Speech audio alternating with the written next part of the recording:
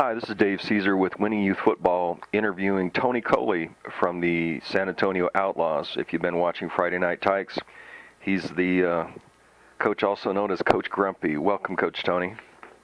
How you doing? Oh, great. You obviously got a lot of experience coaching youth football. I mean, I can tell by the way you run your practices and the way you run your teams and the way your team performs. When did you get started coaching youth football, and why did you decide to coach?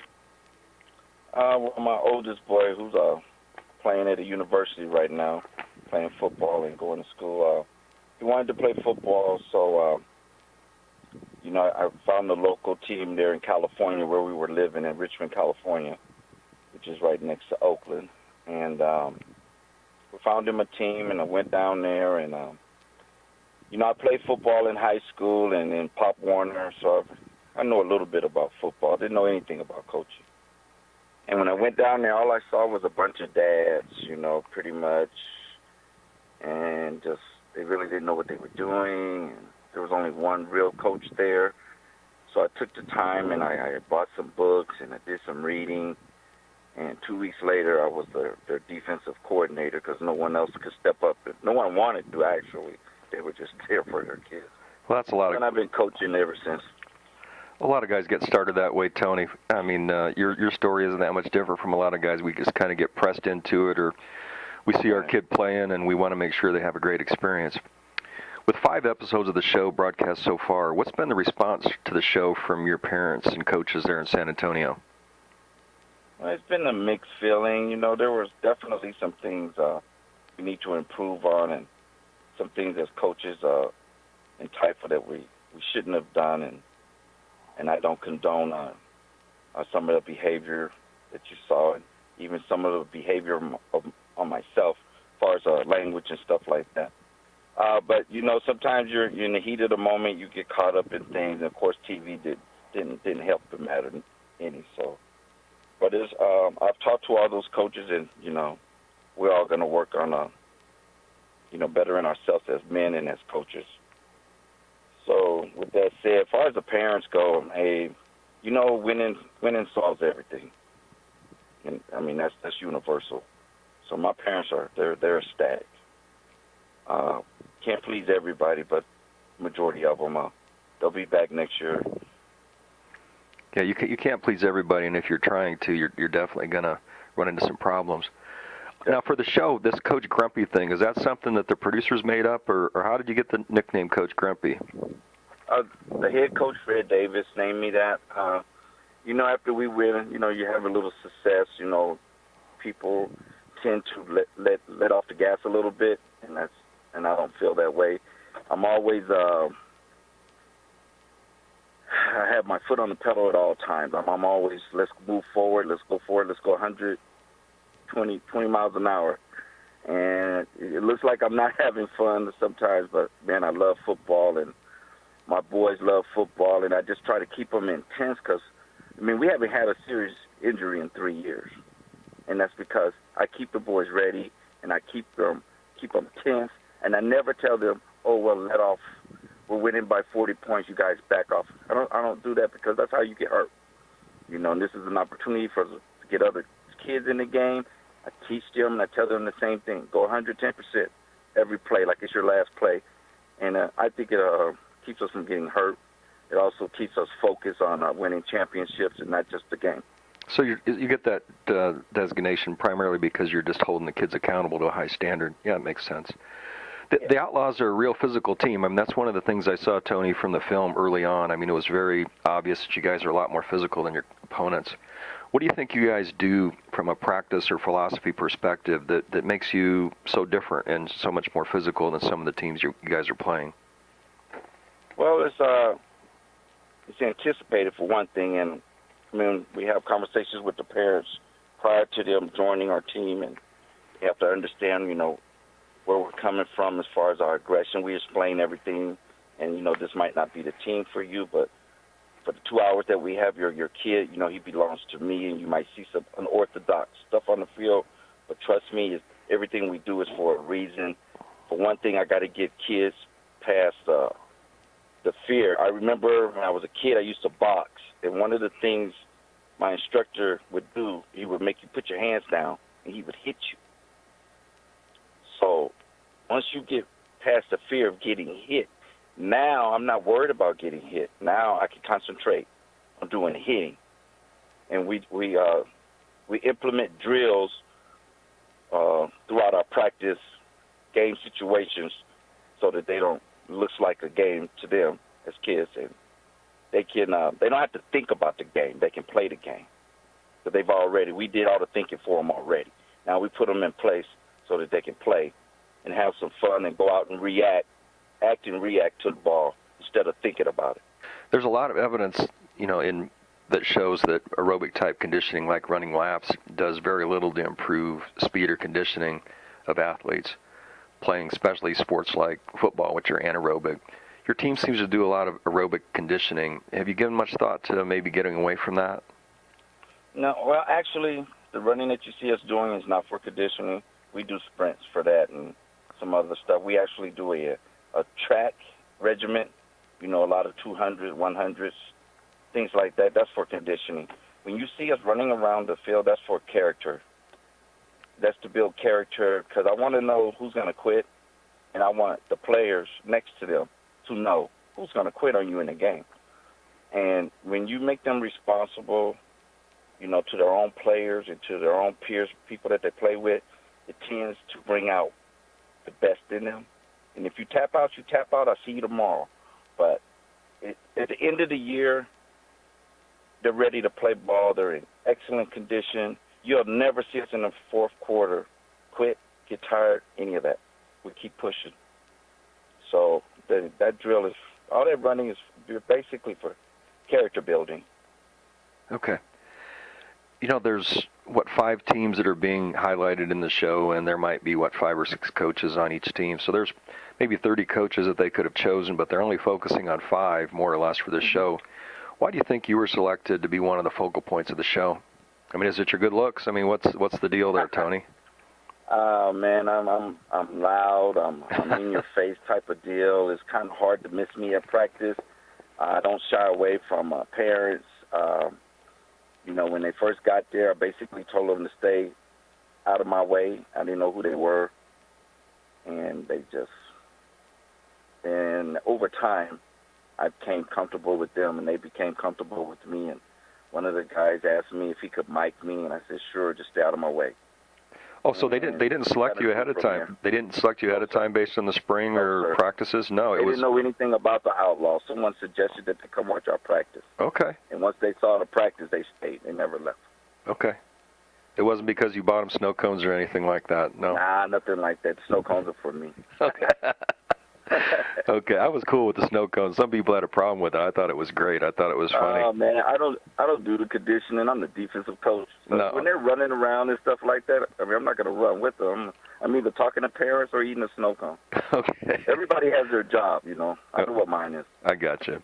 Now, what are the biggest misconceptions people watching the show might have about the Outlaws, or maybe you in particular? Mm-hmm.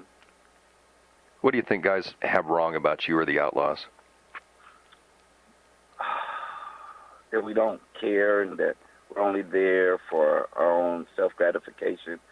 Most of these coaches don't even have kids on the team. You don't get to see the money that comes out of our own pockets. A kid doesn't have a pair of shoes or he don't have this. We make sure that everybody on the team has what they need to play football safely. I mean, we come out of our pockets. You don't see us driving across town to pick up other kids and caravan to practice or go to their house and help them with their homework, or have slumber parties where you have 8 or 9 kids at one time spending the night at your house, building character, getting to know, bonding basically as young men. We do all those things, and you don't get to see any of that. And to be honest with you, we're not in this to impress anybody. I don't need any more friends. I'm here. I coach football. I have a way of coaching. It's the way I'm going to coach. The only thing that's going to stop is the language. Everything else that I do, I will continue to do at a high level and produce football players, educated young men, and make them accountable for their lives. Well, one of the things I really liked about what you did, or what you're doing on the show, is you really handled the kind of an unruly mom who was acting out in an unsportsmanlike manner. That's one of the things that all of us have to do from time to time, and I was really impressed with how you approached her in a pretty reasonable fashion. How much of that type of thing, roping in parents, do you have to do every season? Oh, God, every year, every season, every team. Is it always just one person, or is it several? There could be several. Okay. It could actually be several. There were some other incidents, which I know they filmed. I don't know if you're going to get to see it. But, yeah, there's always that issue, especially when you have a person coming from a different organization to your organization, and their expectations are different when you're with us. Okay. We expect and demand everyone be accountable for what they need to do, including parents. Right. Another thing that I liked about you is you held your kids accountable. You know, they don't showboat or taunt, or, you know, you even made those kids run after a 46-0 win because some of the kids were, you know, playing, were bullying each other or whatever they were doing. Kind of getting handsy with each other after the game. Why is that important to you? Well, it's important because, I mean, as in any organization, you have issues with playing time for the players. And in Typha, you don't have to play anybody. It's not up to par. And to me, if you are on the sideline and you're watching the game and you want to get in the game, I would think that you would be watching your position like you've been instructed, and you also are ready to get in the game, not on the sideline playing grab butt, you know. And I put you in the game, and then you don't know your assignment, you don't know where to line up, and you look like a deer, you know, with the headlights, and that's how kids get hurt. So it's hard for me to put you in the game, you know, and I feel responsible for that. I can't put you in the game because you're not ready, you know, and that's what practice is for, and it just makes it hard sometimes when kids aren't paying attention. And we lose as a team, we win as a team, we punishment, you know, as a team, and we celebrate as a team, you know. So I hold everyone accountable. Sure.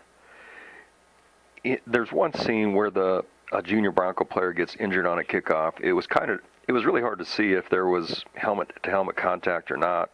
Kind of rewound it a few times, and it was kind of unclear. But in my eyes, it just looked like both players are trying to recover the ball in a pretty well-executed directional kick. It's hard to go into a player's mind and say if there was any harm intended, but in my mind, you know, he was kind of looked like he was going for the ball.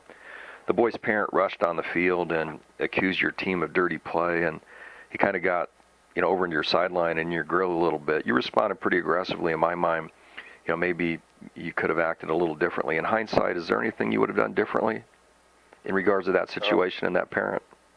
Well, with that situation, I mean, you would have to know the history of the Outlaws and how we're thought of. And, I mean, as you can see on the show, the parent accused us of being dirty. When come to find out, it was actually his team that was dirty. But that's another subject. And that we teach our boys to play, you know, a certain way, a certain dirty way. Now, when he ran across the field, I find it ironic that he didn't even check the boy. He came straight to us. He wasn't too concerned with him. He didn't even check him. And he was fine coming across the field. I had no problem with that. I mean, that's happened before. But he got in our face and said that we teach our boys to play dirty. And to be honest with you, I can't honestly say that I would.